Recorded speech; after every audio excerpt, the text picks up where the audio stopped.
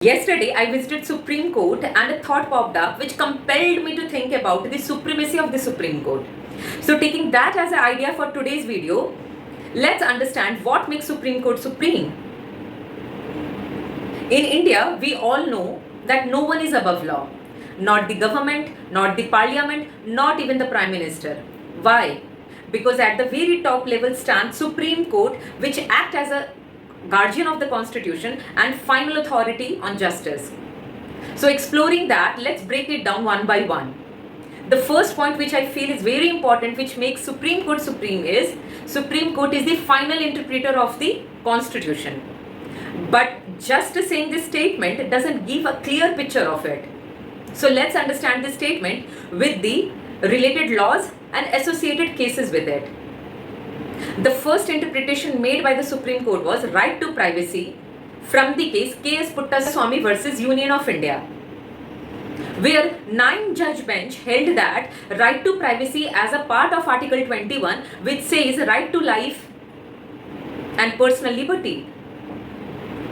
Second interpretation made by the Supreme Court is right to speedy trial from the case Husainara Khatun versus State of Bihar, where a PIL was filed, where poor under trial prisoners were locked up for many years and almost forgotten by the law.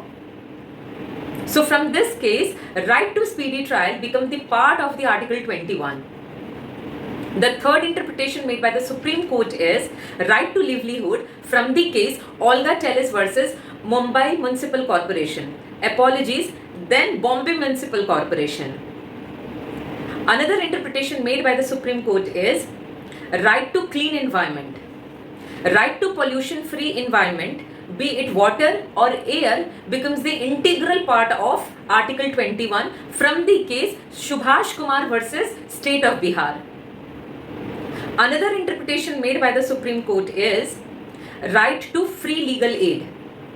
And again from the case of Husainara Khatun versus State of Bihar, where Supreme Court held that free legal aid for poor accused person under Article 21.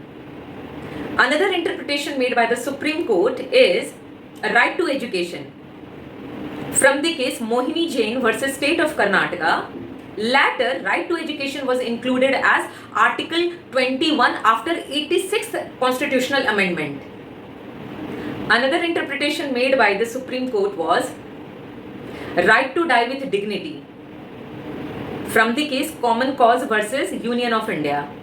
All these laws are not expressly written anywhere, but it is unenumerated laws which is interpreted by the Supreme Court. Another point which makes Supreme Court supreme is Supreme Court acts as a guardian of the constitution. And again, to understand this statement, let's associate some case and laws to this statement.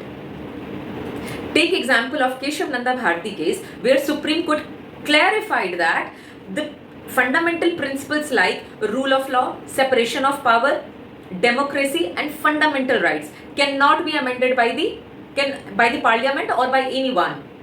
These are the core principles of the constitution and it cannot be amended. And since then, Supreme Court acted as a guardian of the constitution.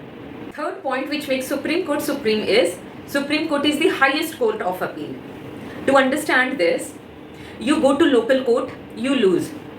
You appeal to High Court, you are not satisfied. Then what left? The only one door open for the justice is Supreme Court. And its word is final. There is no higher authority or no topmost court after it. Another point which makes Supreme Court supreme is it has judicial review power. But how? Supreme Court can strike down laws or executive actions if it violates the constitution or laws. Another point is Article 142 of the Indian Constitution, which gives Supreme Court as a unique power to do complete justice.